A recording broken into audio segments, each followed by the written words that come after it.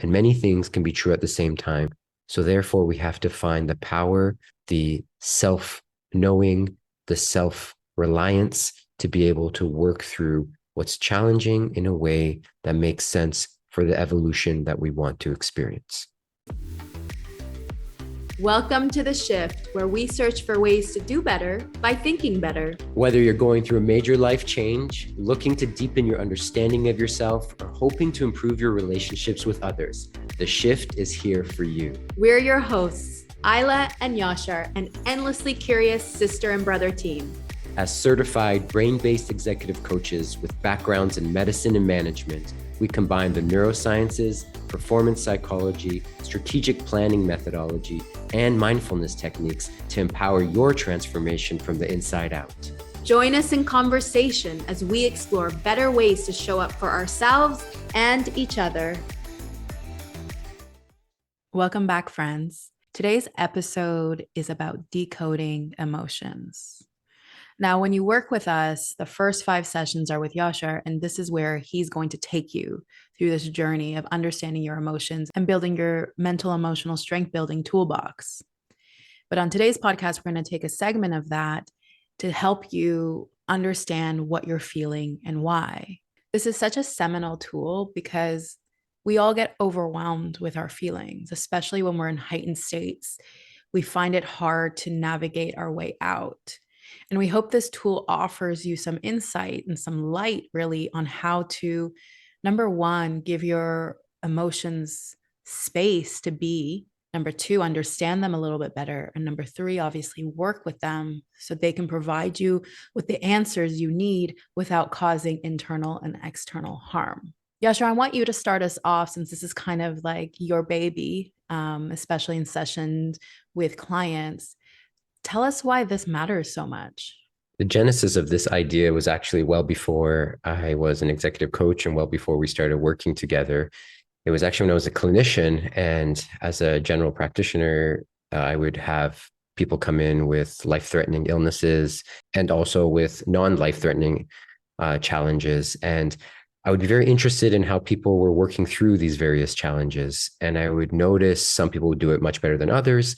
But more importantly, I would notice some people would get really caught up in the details of their story, and others would be able to move through or transcend through the details and find real meaning and understanding, not only for themselves, but also for the relationships that were maybe wrapped up in their story. So I became very curious as to what drives our understanding of our emotions. Why do we get caught up in some cases? In other cases, we can let it go. And it doesn't necessarily have to do with the intensity or the degree that one is working through a challenge. It has more to do with how we set ourselves up and understand the emotions as we work through any sort of challenge. So as I listened and listened and listened for over a decade to people's stories, I caught myself becoming less interested in their details, not from a place of not caring, but from a place that I understood it's not adding much value if we stay within the weeds, if we get very detailed and nuanced with every coming and going of emotion and what someone said or what someone didn't do.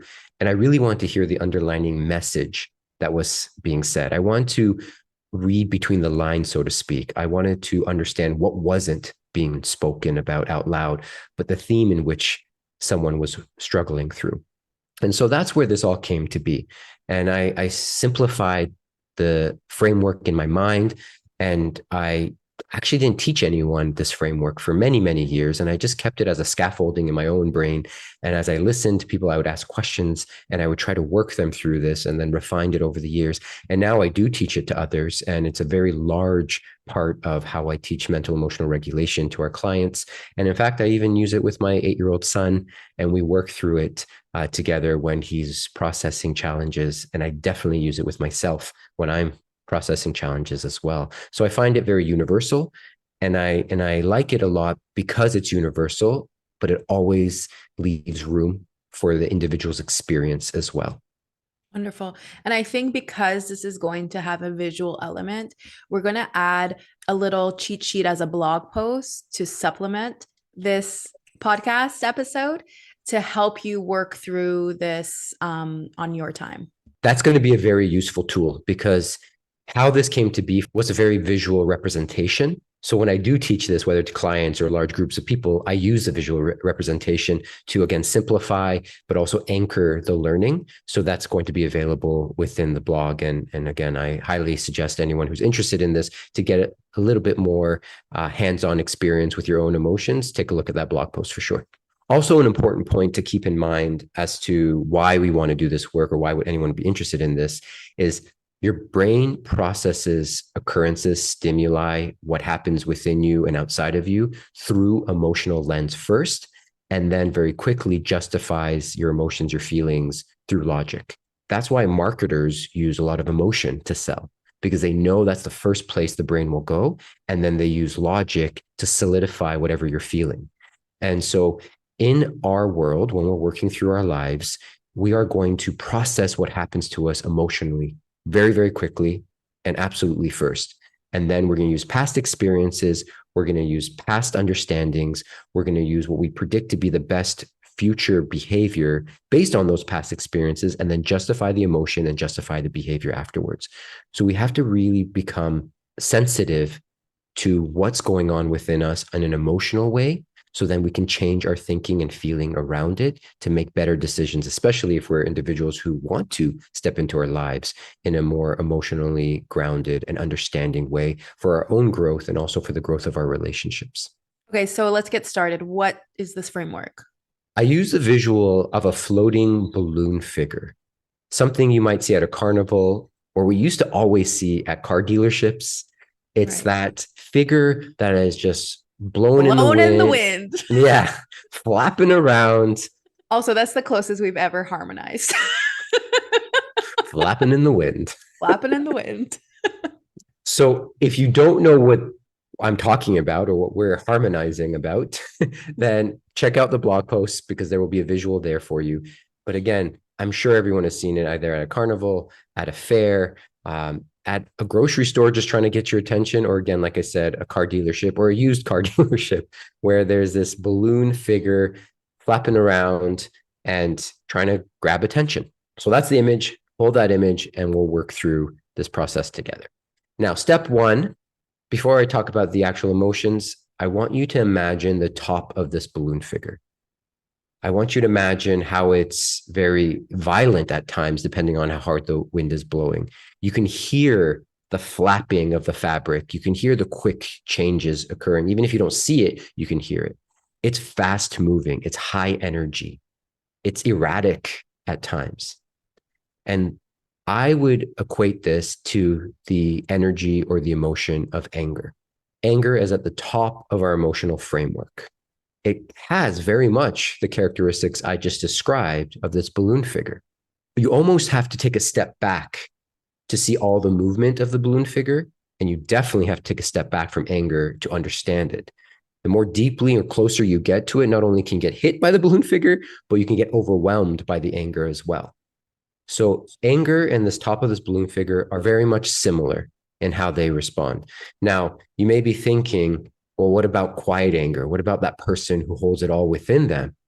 Well, you still have the anger. It's just now you're hurting yourself and doing a lot of work to keep it tightly wound within you so you don't express it out loud or express it outwardly. But internally, it's just as erratic. It's just as fast moving. It's just as hard to control, and if not, maybe even more painful, because like I said, you don't have space from it. It's just very deeply embedded within yourself, and it manifests with those swirling energy and throughout your entire body, racing thoughts.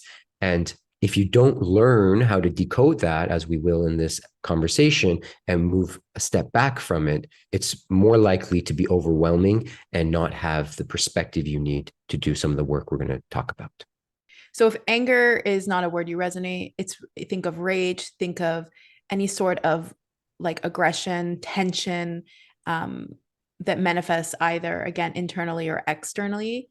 Think of it as a heartburn, even, it's a burning sensation. So again, if it's not something that you do outside of yourself, what is happening internally that represents that for you? I love that you added that rage, resentment, even revenge, these feelings, because the orientation of this first emotion we're talking about in this framework is towards conflict, towards yourself or others. Anger favors conflict because it's the emotion that's in desperate attempt to reclaim the power or satisfy an unmet need. And this is really important because as we work through this framework, you will see what's below anger. And anger is the outward expression of something that hasn't been satisfied. A need hasn't been satisfied, whether you to you or what you think you need from somebody else. And when we don't receive it, the desire to reclaim it is strong. And this is when we move into the anger or the revenge or the rage. We desire to be justified. We desire to be right. We want to reclaim our power, as I said, or a personal boundary. It's very similar to when someone feels or expresses what's called righteous anger. Mm-hmm. Right? We just ready to go and we want to reclaim that. And so that's at the very top. Yeah. And so, and I think it's so critical what you said, because now I'm like leaning into it even more. It's your body, it's your internal system protesting for something. What is that unmet need? What is it asking for? When you're at the anger state, for me personally, because anger is like the last of the line for me, I rarely go to anger. So if I'm at anger, it's because every step along the way, something has not been done, said, understood. So my question is like, what is my unmet need? Like, what is this fire that wasn't put out other places, or a need that attention wasn't paid to, that at this point is protesting? Anger is a protest. Your body is protesting. So the question is, what is it protesting for? Exactly. That is very well said, and multiple questions you just asked that I think if anyone, again, is interested in this conversation, should pause right here and ask themselves those questions, because it will help with the next step. Often when people are angry and we do this work, we fall upon the question of, what are you actually sad about? Because underneath anger lives sadness. Now, if we go back to the balloon figure, what's holding the balloon from flying away? Cords. If you look at these cords, they're more stable than the balloon itself. They still move around, but they're much slower. They're way less erratic, and their expression is lower in energy, very much like sadness. So again, below anger is sadness. This state is often represented by the body in more of a, like I said, slower, but even posturally, it's more slouched. It's more sedentary. It's more careful, definitely slower in speech and movement than anger or that balloon figure that's erratic. And so therefore, sadness really is oriented towards being passive and being in states of rumination. It's very much a state of looking at the past and thinking about what has happened. And here's the piece I want to talk to before I ask your understanding of this, Ayla. And that is, when sadness is unchecked, when sadness is not understood, and we'll talk about how to understand this later in the conversation. But when we're in the state and we are, as we said earlier, your needs are not met and you get sick of that feeling, that's when you try to take your power back and you shoot up to anger. And then when you get sick and tired of anger because you're running out of energy, you fall back into sadness. And you could probably see this in your own life where you get really hyperactive with your anger. You try to make things right. You fight for what's justified in your mind. And then you're sad and you're back down. And maybe, you're just removing yourself from the situation or the people. And then a month, a day, an hour goes by, and you might find yourself shooting back up. And depending on the history of this challenge, that depending on your relationship with emotions, you might stay longer in the anger or the sadness phase, but you probably see yourself bouncing back and forth. Now, whether you express all of that out loud to the world or the people around you, that's a personal way of dealing with emotions. But if you're careful and you pay attention, you might notice you do bounce back and forth because both are unresolved. Both situations, you haven't met your needs. However, you have only so much energy to be able to dedicate to one or the other. So you go back and forth, back and forth. But this is only the second emotion and there's more to come. But let me pause here and ask you, Ayla, how do you feel about what's being brought up? So for me, sadness ties to maybe the obvious grief and regret. So this rumination or over identification with the past translates as regret. And with regret comes a substantial amount of grief, of a loss. And so when in this state, there is more hopelessness. And so it is a different energy. I think I tend to be here more than I am anger. Again, it takes me a lot more to get to anger, but this seems to be a space that through my imprints and my coping mechanism seems to be where I go. Obviously, now, thankfully, I have more tools to transition me, as we'll see. But I think this one I recognize deeply within my cells. And it also, like all of them, but I can speak to this one because this is where I land. But each of these you can find have an addictive quality. So even if they're not serving us, they're serving us in a way in the sense that we are addicted to it. We're addicted to that emotion. That's why it feels so good to listen to like a breakup love song, because it gives us a hit of something. It's a muscle memory of an emotion that we are addicted to. And so sadness, which is people sometimes are like, well, how can I be addicted to like a negative, quote unquote, negative emotion? There is no negative emotion. But something that sounds like this is because our brain, our imprints only know this. It's very rare that we have more muscles in a whole state. It's more likely that most of us have more imprints and inventory on these anger states or sad states than the rest of the states we get to. So this is sometimes when we can't kind of trust our stories and we have to ask more critical questions. But I think the addictive quality of these needs to be addressed as an insight that why we lean into it and kind of don't move out of it. And I know for me in this, and like when I think of music, it really, you can understand it. And each of you might have your own way to identify with these emotions, but it's an important factor to highlight, I think, as we work through these, to remember that it's not because we don't want to get better, it's that we're literally getting high off them as well. Yeah, absolutely. And there's plenty of research that suggests everything you said is absolutely true, and emotions are addictive.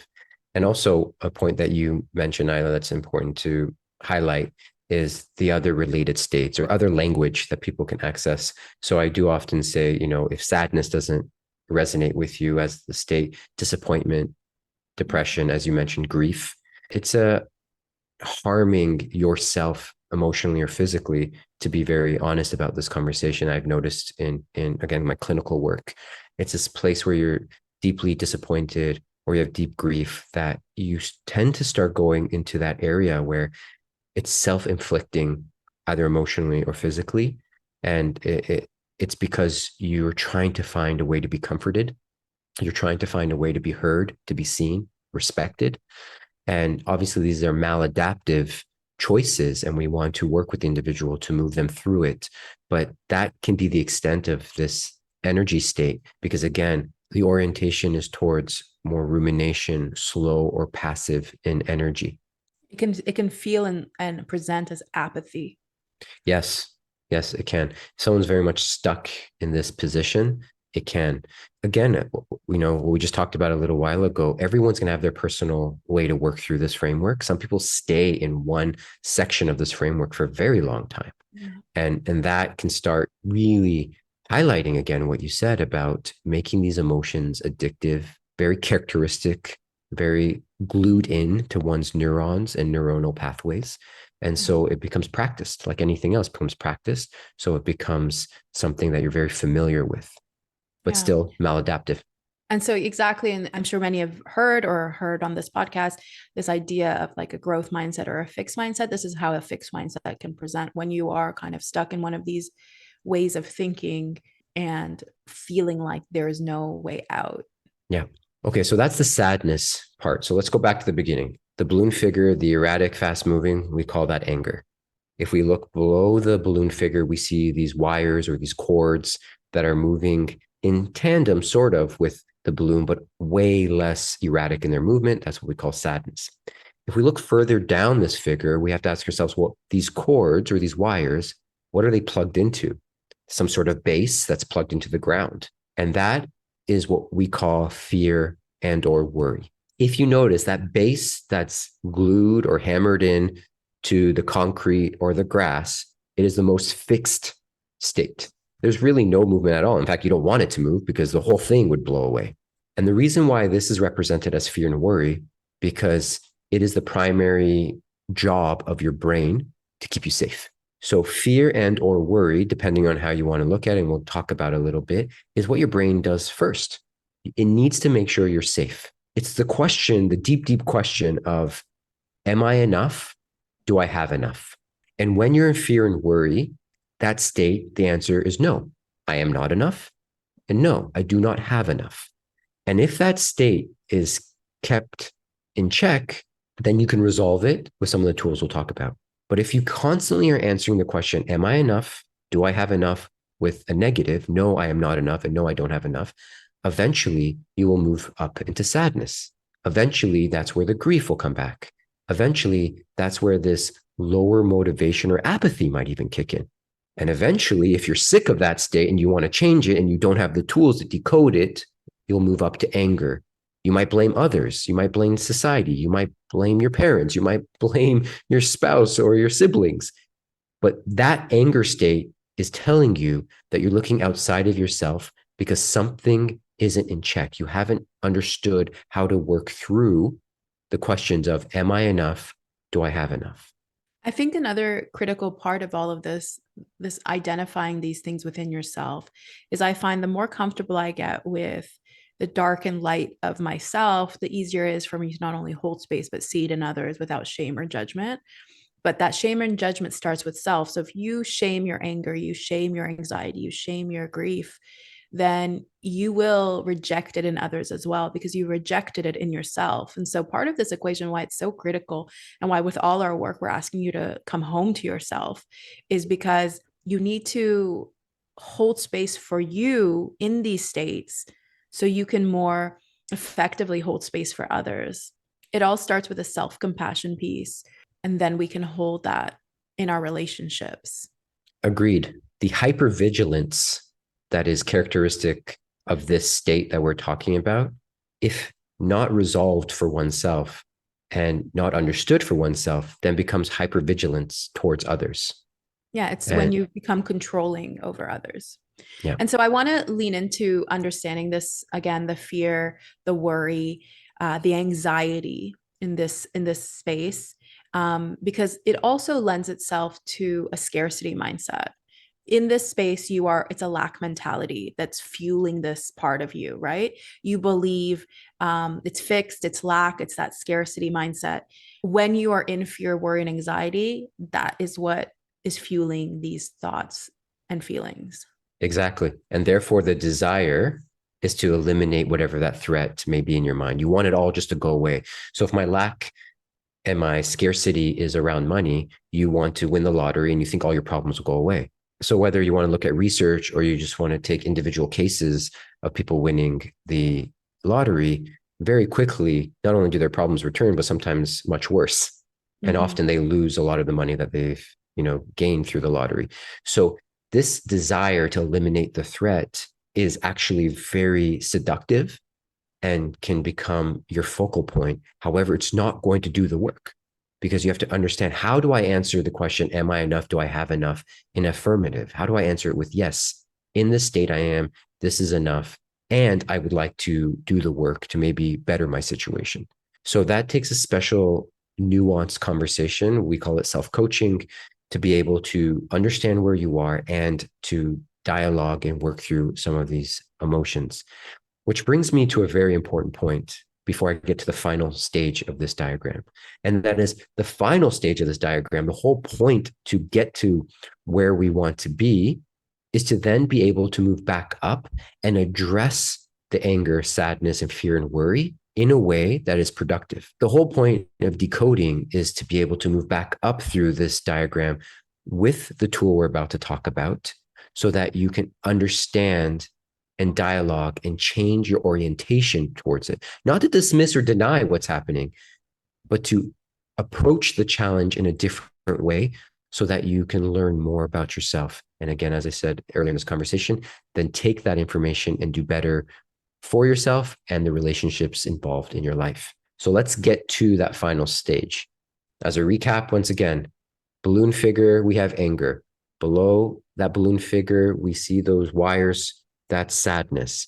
If we look below sadness and look at what's holding those wires bolted into the ground, The most fixed state, because it's the number one job of our brain, is fear or worry to keep us safe.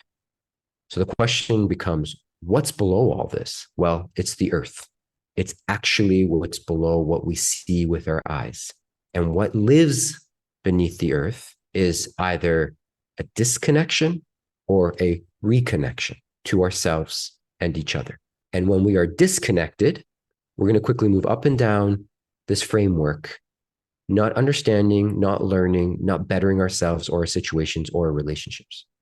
But when we learn the skills and the tools to reconnect, then we're able to, like I said earlier, address the anger, the sadness, the fear, and the worry, and all the other words we use to describe those various states in a more fruitful manner.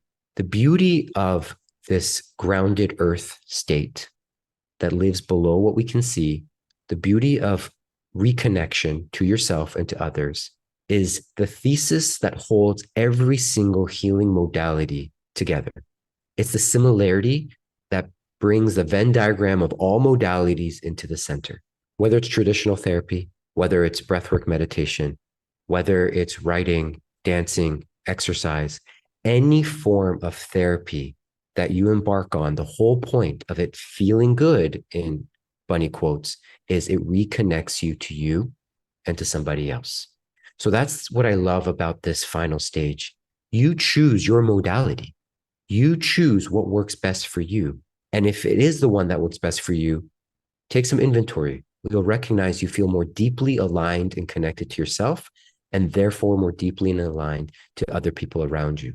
Now, the last caveat to this section would be, obviously, if you're trying to get in reconnection with others after you've reconnected yourself, the other person has to want to do the work as well.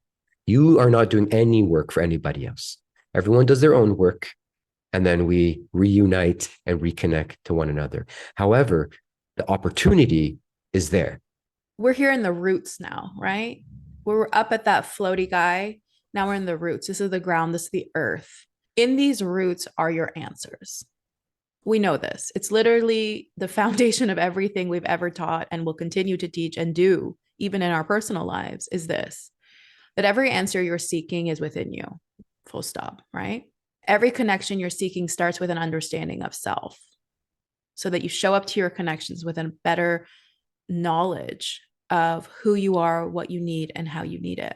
Part of this for me, how it manifests, and I'm saying this like open-ended. If it resonates, take it. If it doesn't, leave it, like everything we say, though, right?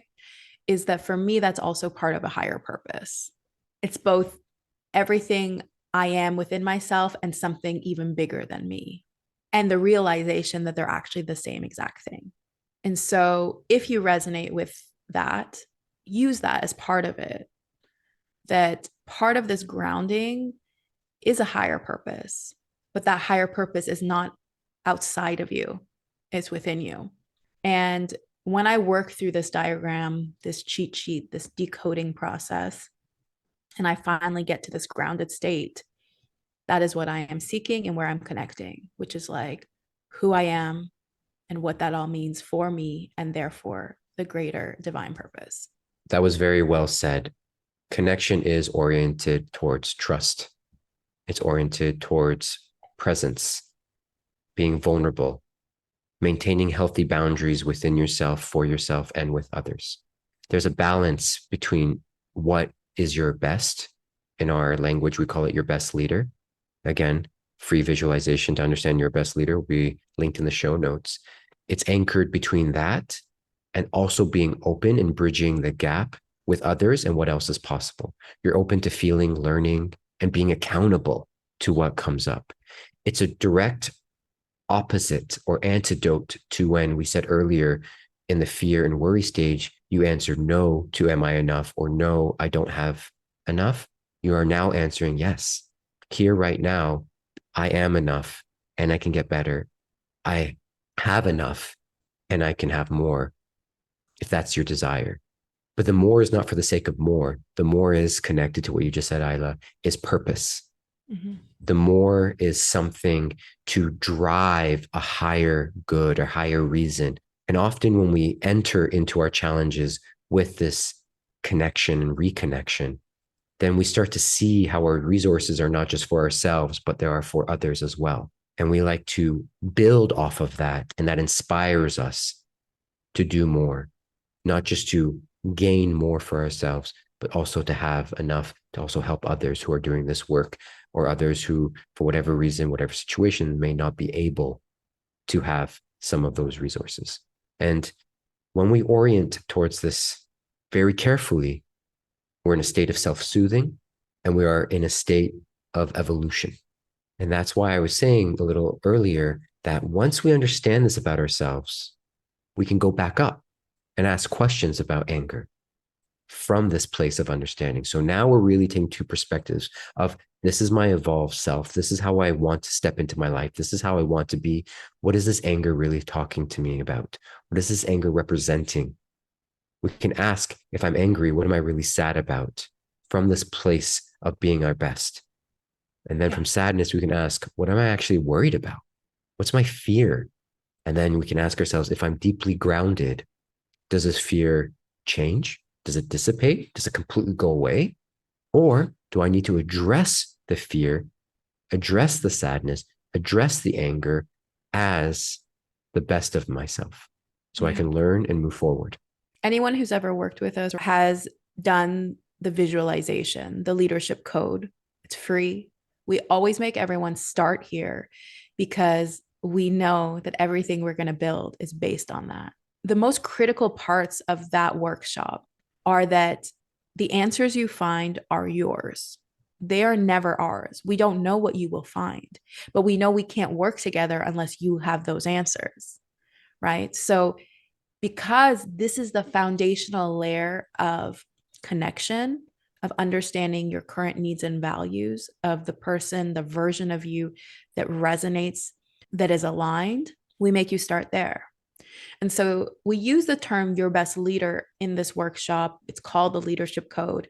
We use this term leadership, but sometimes people get disconnected from that. They're like, I don't get it. So lately I've been using the word your homecoming words. It's semantics, but the semantics matter if it helps you resonate with the process better. So if leadership for whatever reason is not working for you, eliminate it. Know that this process is homecoming. It's a homecoming process. And again, I can't answer those for you. Yasher can't answer this for you. No one can. And so we require this part of working together because we need you to spend some time getting to know you at this present time, not who you were 20 years ago, not who you'll be 5 minutes from now, even who you are currently and what those values are and those words that resonate with you. What are your homecoming words so that when we walk with you through this process, we can access them and say, hey, your creative self that you mentioned, because that was one of your words, what does your creative self think about this? How would your creative self address this, etc.? So I want to offer a couple things here. Number one, I want to offer an example, which I think is critical to see this in action. I also want to offer, again, some more insights on these steps, maybe a way to look at them. So I'm going to offer the insights before I go into the example. I want to start with anger. What is happening out there when you're in that state and how you might tend to soothe it from a dysregulated space is control, controlling others, yourself in that state. Everything is so chaotic that we will see signs of control. How to shift that and what we're making you do through this process is like things that are outside of your control are the focus in that moment. What I will ask you to do is shift the frame to what is always in your control, which is you, self. We go back to that. So when we focus on things out of our control, we will reach these states. When we refocus on what is in our control with his self, allows us to move back to that grounding. Okay. So when we think about control, when I'm in a chaotic state, what's happening? I'm usually trying to control things that are outside of my control. What can I control is becomes the question. Self, what is the most aligned action for me in that moment? Number two, when we talked about the regret, the rumination, the over identification with past and future, shoulda, coulda, wouldas. Again, you are in places where you can't control, but in this time, it's showing up as rumination, over identification, regret. What I'm going to ask you to do in that moment is go to present. We rob ourselves when we control things we can't. So I ask you to go back to what you can control, which is self. We rob ourselves when we go to the shoulda, coulda, wouldas of the past. And I ask you to take your agency back by going into the present. And when I'm in that scarcity mindset of my fear, worry, and my anxiety, again, I'm over identifying things outside of my control. So what can I do in that state is go to my purpose and values. In each of these settings, what I keep doing is giving you your agency back. Building capacity in the things you know about yourself is how you're going to bring yourself down to the roots of that reconnection with self. This is where that self-awareness piece is in full drive. This is where the personal accountability is taking the wheel and reminding you of what matters to you, why it matters to you, and what you want to do about it. Because ultimately, at the end of the day, all of these choices are yours. You can say, you know what, Isla and Yasha, I'm just going to hang out in anger and I'm going to turn off this podcast. And that is your choice. None of this is outside of a choice. And I think that is what's the most critical part of decoding emotions. We're giving you the keys back to drive. All of those things don't go away. They're just in the back seat. You become the driver when you remember your worth. You become the driver when you remember your values. You become the driver when you remember how fucking magical you are. So anything we present to you is to empower that within you and just give you tools to be able to work through these while they're in motion. What I've also noticed with myself and with others who have taken your advice that you just gave and worked through it numerous times with different scenarios, you start to create a cheat sheet almost. You start to create a way of knowing of what's the point here. And so when anger comes up, you can quickly move through the framework and get to the basement, get to the roots, and ask yourself, how am I disconnected right now? How am I disconnected from that person that maybe I'm arguing with? How am I disconnected from myself, from what my worth is and how I feel? And you can do the work much more quickly. Now, I don't make that point to encourage people to do everything quickly. But why I make that point is because often we get frustrated with thinking that this work is always dragging and slow. But like anything else, the more you do it and the more you do it well, the better you get at it. And so that's kind of my plug for someone who's like, ugh, I don't know. I do want to turn off this conversation and just move on and not listen to what Isla and Yasha have to say, is just try it a little bit. And you might notice that you have a more quick appreciation, understanding, and resolution in certain situations with what's going on with you. And I say that with confidence because I've done this with, young teenagers, and I've done this with older individuals, in their retirement age, moving on to the next phases of life. And they all have the same appreciation once they do the work, which is, oh, it's not that complicated, hence decoding, right? The feelings might still be heavy. If you're in grief for something, that may never change. The situation may never change. However, your appreciation for the situation and the way you move through it can and will if you do the work. One more caveat before I go through an example. You can't jump steps. People want to go from anger to connection, and they're wondering why it's not working. Is because you tumbled down the stairs. You miss so many steps in between. And like most of the work we do, people want to be skipping steps, and we're like, it's not going to work. To optimize is actually to do the steps. We think it's about skipping steps. It's not. We're in such a hack culture that was like, what's the hack? What's the hack? This is the hack. The hack is taking each step. That's the true hack. So I notice this a lot where people want to jump steps, but you're missing the information you require for yourself to create this connection in each of the steps. Your anger is telling you something about your grief. Your grief is telling you something about your anxiety. Your anxiety is telling you something about your disconnection with self. You need that information. You can't skip steps. Flip this over and over and over as your motivational speech for your 10-second motivational speech in the morning. So let's do an example. I got an easy one. We're going to go light. We're going to talk about relationships. We're going to talk about all you people trying to date, trying to get out there. The easy one. Well, I feel like it's an easier one for everyone to kind of feel in their body quicker. So let's start with anger, because that's where you are, right? You were dating someone, you were trying to date someone, who knows, something happened. The point is the person has moved on, right? You find out on Instagram that they're dating someone, right? You are enraged, let's say. If that's an emotion you'd go to, right? Let's go through the example like that. Like you're enraged, like how dare they? What dare they? They said this to me and now they're this with person. You start degrading this other person that you don't even know. And that's your anger state, right? You are angry. You lied to me. You wasted my time. Now you're with this person. This person's like this. I'm better than that. Like just whatever noise is coming to you in anger. What is your unmet need there? What is happening? What's making you so angry? What is your unchecked sadness or grief? Let's move down. Okay. So I'm angry. I feel all these things. What is my unchecked sadness, grief about this situation? I'm sad because I'm heartbroken. I had real feelings.